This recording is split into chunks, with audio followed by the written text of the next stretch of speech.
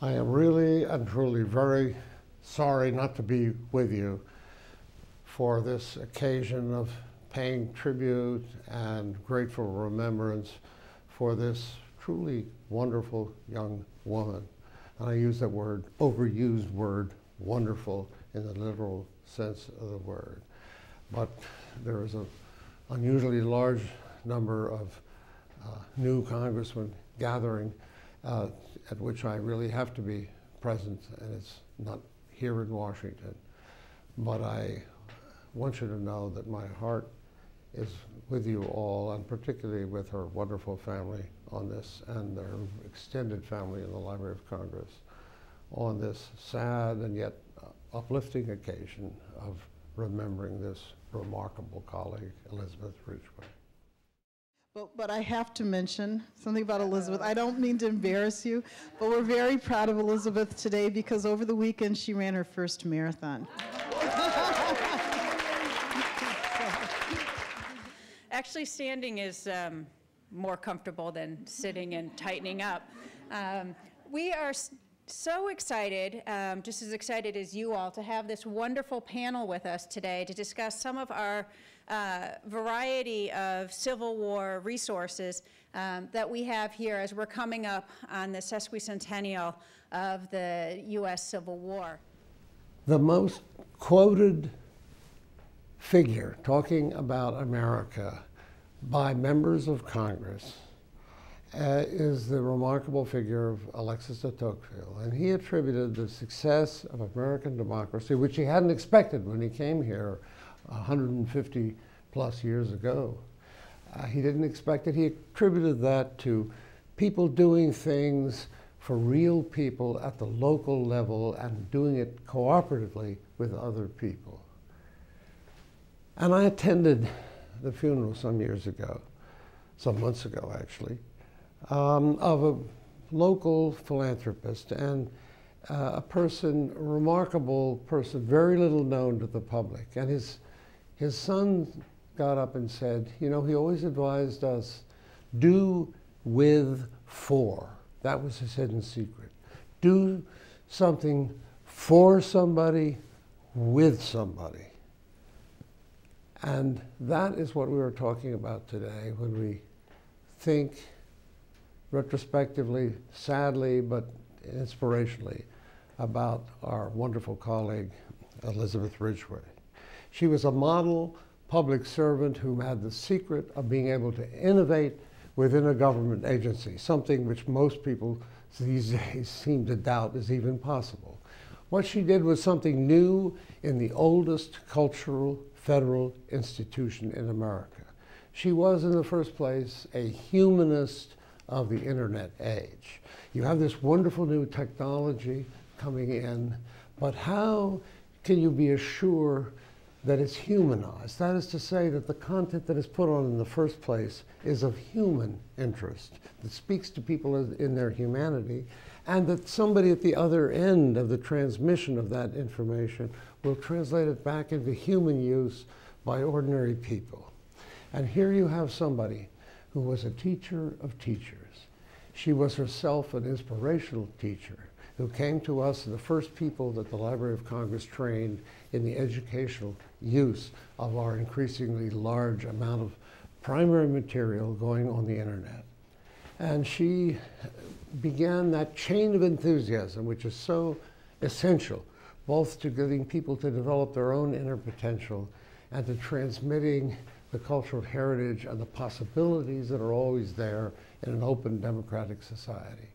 And she had a new style of leadership, which she brought to a government institution, to the oldest, as I've said, federal cultural institution. It was, that is to say, you're doing things with people, for people, and you're doing real things, not creating concepts, endless meetings.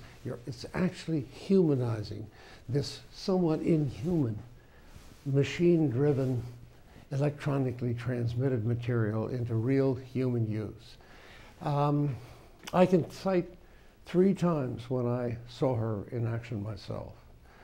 Not to claim anything but a kind of awe at what one of your colleagues is able to do in this wonderful way that I've tried to describe.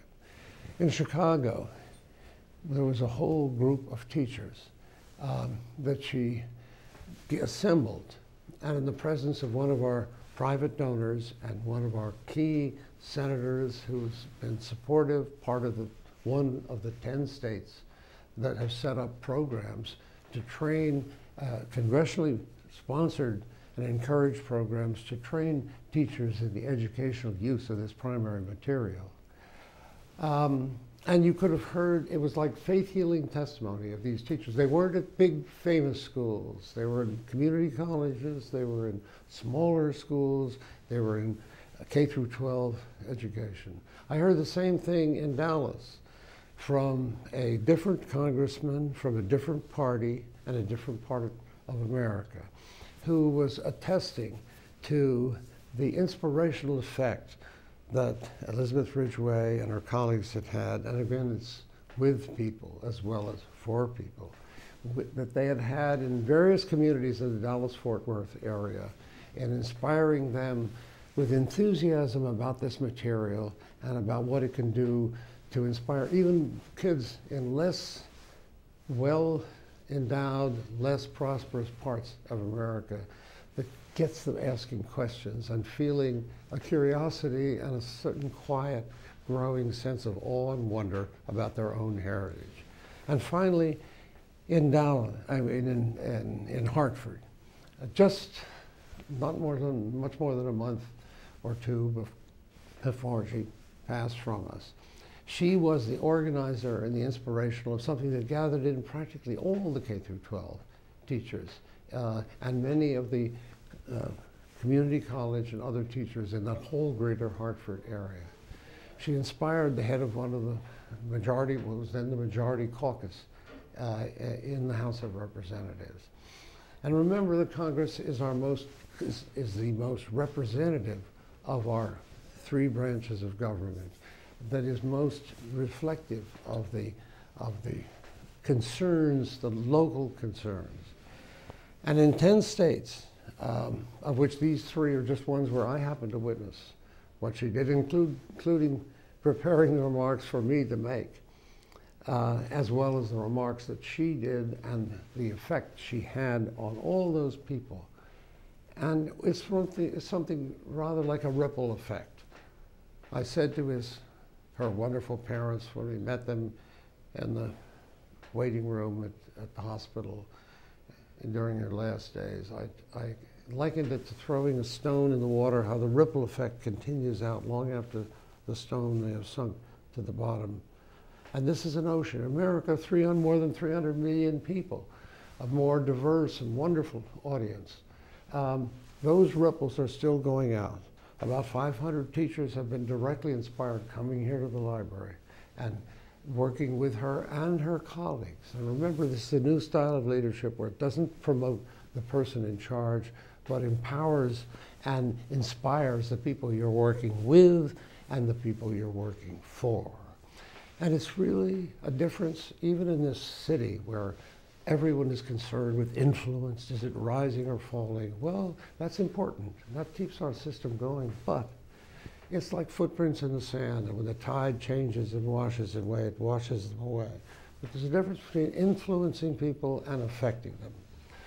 Elizabeth Ridgway is a person who affected other people. In the library to begin with, in the ones that came here to work with her using lesson plans as well as the primary documents of our own amazing and creative historical experience here, validating, if you like, the idea original to America that a government is set up to inspire, as Article 1 tells us, and promote science and the useful arts, not for the purposes of government, but for the purposes of other people. The Christmas time, which is the sad time, and we note the departure of this marvelous young woman who led such a short but very full life, and whose ripples continue to go out, because we're talking about an ocean, not just a little confined thing. She was speaking out not just to our American Memory Project in this country, but to the World Digital Library, which is beginning to emerge as a further extension. And after all, what is Christmas? It's a celebration of the birth of somebody who had led a very short life, and it was, as often been said, a life for others. Dorothy Day, somebody else who did things for local people, that made a difference to local people, that humanized an often inhuman process of modernization in our life, said that the only thing you really have in your hands when you pass from the world is what you've given away for those hands. She was a hands-on leader. She was an inspirational presence. She was admired professionally as a marvelous teacher, but she was beloved as a human being who lived her life for others, a life that will go on, that will inspire teachers in all kinds of ways we can't even predict now. She came from a wonderful family, as we, so many, crowded that waiting room in the long hours before she finally passed from us. We realized that whether you're nailed to a tree or hit by a random bullet somewhere or thrown from a horse, we all go some way. But to go at this time is a reminder that there are other people in our time, and even in our so-called impersonal government institutions, who really do lead a life for others, affect people rather than just create paper and bureaucracy. They do things for real people in the real world, and those ripples will continue. And all of us who felt tears welling up in our eyes as we kept watch with her wonderful and inspiring family in her last days also felt, I think, a certain joy and uplift in the feeling that this was an example as well as a teacher, and somebody who will continue to have make those ripples that will inspire us all and many yet to come.